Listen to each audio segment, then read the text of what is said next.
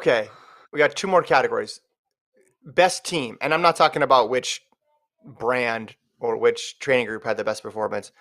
What I'm referring to here is which event is going to send the best American team to Tokyo that will win the most amount of medals.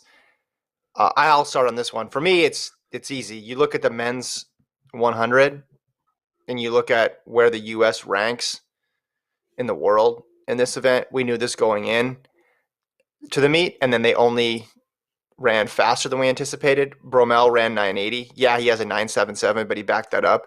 But then you send Baker and Kerley, who both set PBs of 985 and 96, and then you contrast that with the world list, and you have to ask who's going to beat these guys. Who is going to be able to break up a U.S. sweep in Tokyo? Andre de Grasse obviously has a knack for getting medals. That's what he does. He's really good at it. But the fastest guy, non-U.S. guy on the year, 994, I believe. And then you only have a handful of guys that are sub 10. So I think the U.S. has a chance to sweep this event in Tokyo. And for that reason, I think they're sending the best squad. There might be in the second half of the meet, we might find a team that's even better, where a sweep has an even higher percentage. But so far, after 4 days, the men's 100 is the strongest team. Hey, I did see trending on Twitter the other day, some magazine from Canada likened Andre de Grasse as the next Usain Bolt. It was about Andre de Grasse, can he be the fastest man in the world? Can he take that new throne? And I was just like, dude, who wrote this article? I mean, have they Googled Trayvon Bromell? It was trending on. It was trending on Twitter. I mean, there was a bunch of track people who started quote tweeting it and be like, "Yeah, not Andre. This is not 2016, 15 Andre de Grasse. It's different." There's people like Bromell out there, and obviously now seeing Baker and Kerley run 9.8s. Yeah, I mean, it just shows. It was basically a non-track publication talking about track, but whatever. Yeah. I agree with you. The men's 100. I mean, I haven't even heard of the two guys who aren't Americans. The three guys who aren't Americans. Leo Tella of South Africa. Oh, here's the article. Here's the article. Put up the article.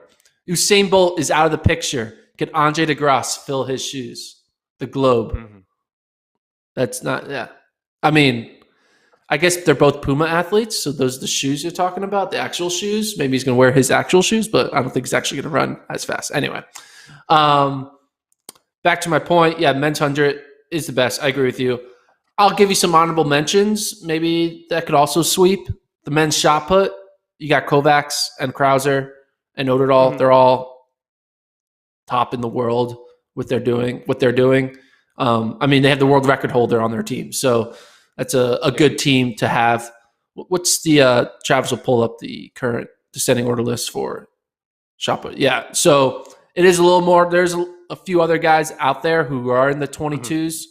but Oderdahl has a career performance. I could see America putting three guys in the 22s and sweeping. And then the men's 400. Yeah. There's not really a crazy 43 type guy out there right now. I mean, maybe eventually Van Niekerk or one of the other guys, Zambrano, can go out there and run a fast 400. But I still think the men's 400 on a U.S. low-key is still the best. I mean, you got Randolph Ross on the team. He's number 1 in the world. Michael Norman, number 2 in the world. And Michael Cherry, number 4 in the world. And number 3 in the world, Noah Williams didn't even make the U.S. final. Number 5 in the world, Bryce Deadman didn't make the team. So the men's 400 still the best in the world. Yeah, the 400 worldwide is not that deep. Like if you scroll down there, you have McWalla sub 45, Zambrano sub 45, Van Niekerk sub 45, Karani, Stephen Gardner, Dwight St. Hilaire. I think that's it. Is there anybody else sub 45 on the year, Travis? If you go a little bit lower on that list, we could see if there's anybody else sub 45. Yeah, there's 6 guys, non-Americans, who have run under 45 this year. And there's only one, Randolph Ross, who's run under 44. So I think the U.S. could do some damage there. Now, Gardner's solid, Zambrano's solid, Van Niekerk, Karani James have the history. So you could convince me that the U.S. is only going to get one medal out of this event, but I could also see a scenario where, if Randolph Ross can get back to his NCAA type form and Michael Cherry keeps improving and Norman does what we know he's capable of, that you could have a big medal haul there too as well. So yeah, best team. We got the shot, the 100, the 400. Women's 400 is coming in the second half, 4-meter hurdles. So we'll definitely add that. Last category before we look ahead to the